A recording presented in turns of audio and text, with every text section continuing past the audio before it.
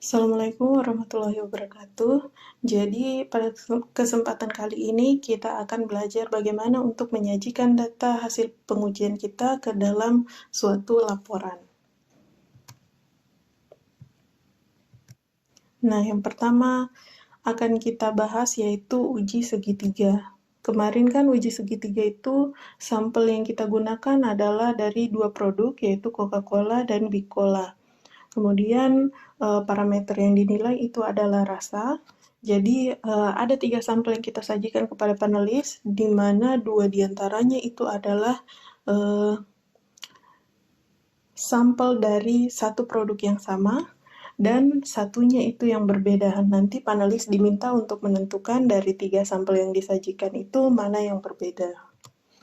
Kemudian hasil dari jawaban dari lembar penilaian panelis pada uji segitiga itu ditabulasikan atau dikumpulkan semua datanya, kemudian jawaban benar itu diberi nilai 1 dan jawaban yang salah itu diberi nilai 0.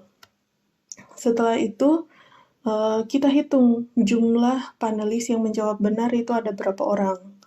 Setelah kita hitung jumlahnya, baru kita tentukan jumlah terkecil untuk menyatakan bahwa sampelnya kita itu berbeda nyata menggunakan tabel pada uji segitiga dengan hipotesis two-tail.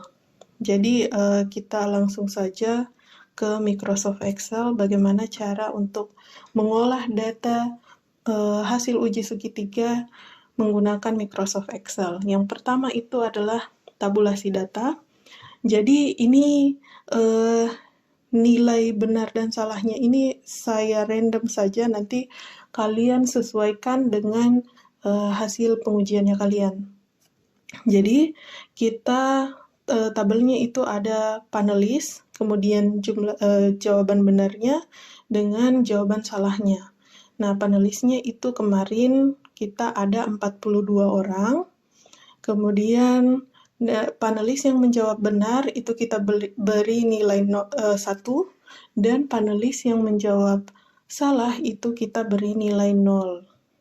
Nah, terus nanti di bagian paling bawah tabel itu kita hitung jumlahnya. Kita hitung jumlah jawaban benarnya saja.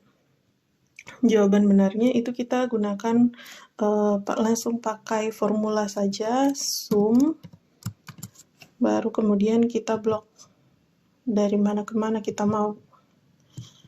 Nah, yang ini saja toh. Oke, tutup kurung, enter. Jadi jumlah jawaban benarnya itu ada 23. Jadi ada 23 orang panelis yang bisa membedakan atau yang berhasil menjawab dengan benar.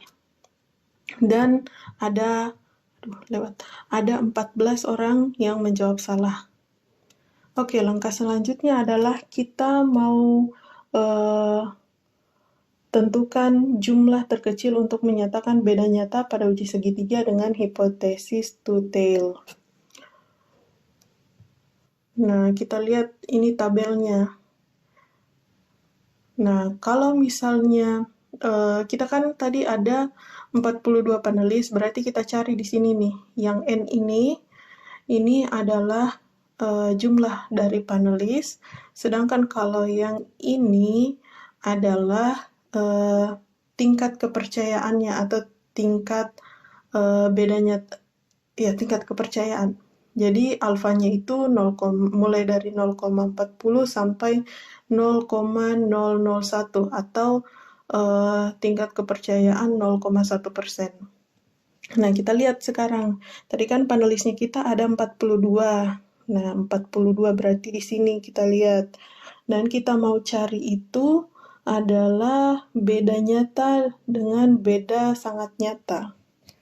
Jadi yang kita mau cari itu alfanya dari 0,05, 0,01 dengan 0,001. Kita lihat di alfa 0,05 syarat minimum jawaban benar itu adalah 20. Maksudnya bagaimana? Jadi maksudnya adalah harus ada minimal 20 orang panelis yang menjawab benar, baru bisa kita simpulkan bahwa data hasil pengujiannya kita itu berbeda nyata. Kalau kurang dari 20 berarti itu tidak berbeda nyata. Bisa dimengerti sampai sini? Jadi, kita lihat pada alfa 0,05 itu syaratnya adalah 20. Kalau pada alfa 0,01 itu syaratnya adalah 22 minimum jawaban benar.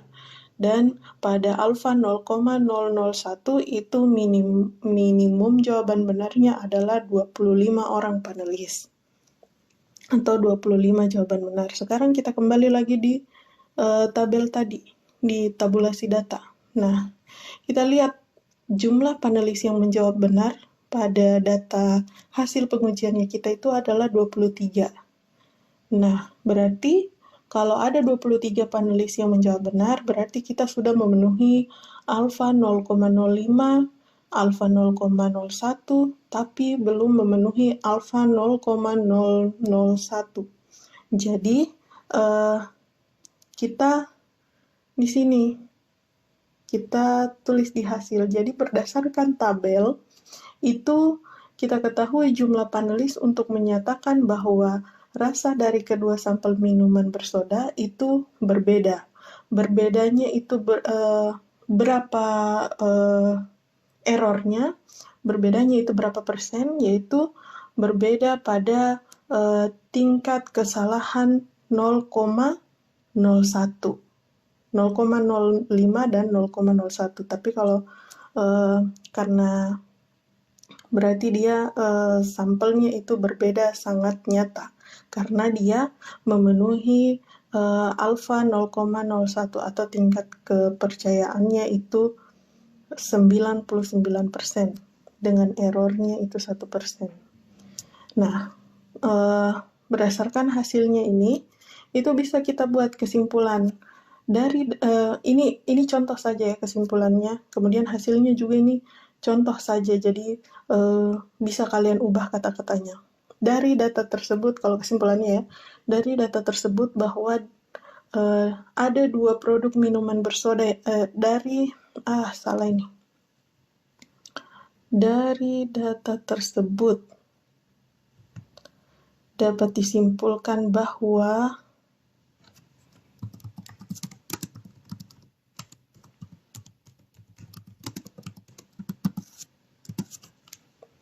dari data tersebut dapat disimpulkan bahwa 2 produk minuman bersoda yang mirip, panelis dapat membedakan rasa Coca-Cola dan Big Cola pada tingkat kesalahan 1% karena jumlah panelis yang menyatakan adanya perbedaan antara 2 sampel tersebut itu memenuhi syarat atau sudah sesuai dengan yang ditentukan.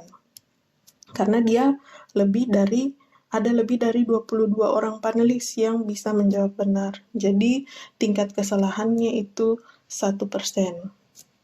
Nah, bagaimana kalau misalnya jumlah panelisnya itu, kalau tadi kan 42, oke lah ada di sini toh. Kalau misalnya jumlah panelisnya 40, bagaimana caranya? Berarti caranya adalah kita harus hitung manual. Kita hitung manual. Jadi di sini sudah diberitahukan kalau misalnya jumlah panelisnya kita itu tidak tertera di dalam tabel ini, itu bisa kita hitung dengan rumus, kita hitung nilai Z-nya itu sama dengan K. K ini adalah jumlah perlakuan dikurang 1, kemudian sepertiga, pokoknya seperti inilah nanti dimasukkan. K itu adalah perlakuan, N itu adalah jumlah panelisnya. Jadi tinggal dimasukkan saja. Nah, kemudian nanti diperoleh jumlahnya itu, baru kemudian dilihat di tabel Z. Nah, tabel Z itu kan dia ada datanya itu ada yang sebarannya normal, ada yang sebarannya itu yang ke kiri, ada yang ke kanan. Nah, bagaimana caranya kita bisa tentukan tabel Z mana yang kita mau lihat, atau datanya kita ini sebenarnya sebarannya bagaimana? Nah, caranya itu biasanya kalau misalnya datanya kita itu jumlahnya lebih dari 30, itu kita asumsikan data hasil pengujiannya kita itu sebarannya adalah normal. Jadi kalau misalnya panelisnya kita itu lebih dari 30, itu kita langsung lihat saja di tabel Z dengan sebaran data normal. Jadi kalau untuk tabel Z-nya itu tunggu dulu, kayaknya ada deh di sini.